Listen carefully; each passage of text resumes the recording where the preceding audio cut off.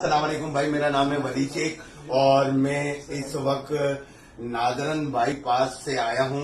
अपने घर पर हूं मैं और मेरे साथ थे अफान सिद्दीकी जी, टीवी के प्रोड्यूसर। हम दोनों नादरन बाईपास पे लुटे हैं और मैं पहले भी अभी एक वीडियो मैंने दी है, ये देखिए। मैंने अपनी FIR कटवाई है। FIR कटवाने के बाद मैं ये बात कर रहा हूं कि जब हम नादरन बाईपास इंडस चौक से पहले हमारे साथ डकैती हुई। मेरा मोबाइल फोन, मेरी हाथ की घड़ी और 85,000 रुपए गए।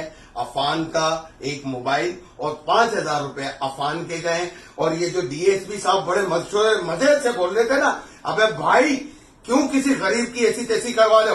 तुम्हारे इलाके में डकैती हो रही है, बंदे लूट रहे और नहीं देंगे तो वो मार देंगे। खुदा के लिए शरीफ लोगों के साथ ये ना करो, अपनी पुलिस को अलर्ट करो। झूठ ना बोलो कि डकैती नहीं हो रही है डकैती। मेरे साथ हुई है तो मैं बोल रहा हूं, अपनी पुलिस को बोलो कि काम करे। आप लोग नादरन पे ले गए मंडी, गरीब लोगों की ऐसी तैसी करवा रहे, जान से जाएंगे लोग।